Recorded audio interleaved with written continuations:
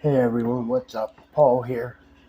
Um, I don't know. I decided to make this video because lately I've been getting some really crazy emails, and there's a lot of people in our community that really don't know me outside of the chat box because some of the people I'm closer here on YouTube know my situation and why I don't go live so much anymore. It's just more convenient for me to be a chatter. But at the same time, I've been through so many channels that, my email address is not associated with any of my new channels. So I'm assuming these messages that I'm getting on in my email rather are coming from people that are familiar with my old channel. But anyway, I just want to do a quick recap on a couple things because recently I've been accused of being like in theory, aka Jamie's attack dog or simp form or whatever you may call it. And really, if anybody knows our history, they know that's so far from the truth. Because it's been, I don't know, maybe 9, 10 months now, getting close to a year since I started becoming active in his community. At one point in time, we were completely not friends. And anybody that's been around knows this. But over time, we became, I don't know, I consider him a friend. I believe he considers me a friend also. One thing about me is I'm very loyal. And sometimes I let my loyalty be the death of me. And I'm speaking, some of you guys don't know. But there was a point in time where I did everything and anything I could say, including troll the shit out of Jamie, just because I was on this so-called other side. But anyway, I want to bring up a situation because I see old fucking J Rom and Anna, aka J Cuck and Diaper Girl, are in a lot of chats, saying I'm Jamie's attack dog and shit like that. Now, let's clarify a couple things. I went at J Cuck for almost a year about his fucking lifestyle because I don't agree with it. I think he's a disgusting person. So to make a long story short, when I ended up coming over to Jamie's community, I wasn't accepted right away, not at all. They were all just, standoffish against me, and I understood completely. But as I continued to be there, I became more comfortable with the people that were there, and I believe they become more comfortable with me also. Now, this is where I get disingenuous, and I'm willing to admit that. Because I had some real problems with Jay Cuck. I really did. I don't like his lifestyle. I don't like how he carries himself. I don't like how he acts like he's a tough guy. I believe the more you act like a tough guy, you're really just a bitch at heart. But I set aside my feelings for the greater good of the group because I felt comfortable there. So I ended up accepting him, being civil with him, trying to do the best I could. He likes to say that we bonded and made a friendship, which, I don't know, maybe he bonded with me. On the other hand, maybe I didn't clarify myself. That's where I say maybe I was disingenuous. I wasn't your buddy. I was just tolerating you for the greater good because you were two people in a group of hundreds that I got along with everybody. But anyway, to get back to the whole point of why I'm making this video is I keep getting these fucking emails saying I'm simping for Jamie, I'm simping for this. I don't have my own thought process. And anyone that knows me knows that's so far from the truth. Like, I'm a stubborn motherfucker, point blank period, and I admit that. Yeah, was I civil with him? Yes, I was. Or, I was. He likes to point out that the minute he left that group, that I automatically was not his friend no longer. The point he don't like to point out is he knows it. I was never his friend. I tolerated him. Never cared for the man, ever.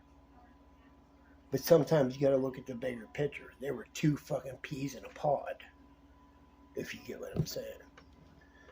So when they had their falling out, I'm not gonna lie, I fucking was ecstatic because finally I could fucking get away from pretending to like this motherfucker. And, was I wrong for pretending to like him just to keep the heat low? I probably was, and I can admit that. That was where I say I was disingenuous because I was not his friend. In fact, I couldn't stand the dude. I mean, the dude sent me $100, and I wanted to send it back to him, and he didn't. I offered several times to send it back, and he was like, no, that's for you. So whatever, I'm not stupid. I'm keeping the money. Fuck that. But then as I started looking in his behaviors, I seen he was just trying to buy an ally. And I told him at that point, when it happened, you cannot buy my fucking loyalty. That's not what I'm about. Bottom line, that's just not me. So was I happy when he dispersed from the group? Fuck yes. Did I expect him to go on a hate campaign? Yes and no. I mean, I didn't enjoy his lifestyle and the weird shit that he was into, but I did think that maybe he had a little bit of integrity. And in hindsight, my judgment, which is usually right, was way to fuck off because he is like everywhere and anywhere he can be. Just to try to drag Jamie through the mud. He goes on panels with people that don't like him. I mean, God knows he tries to buy everybody's friendship. You know what I mean? But, a lot of you guys only are familiar with me through the chats because I don't go on a lot of panels any longer like I used to.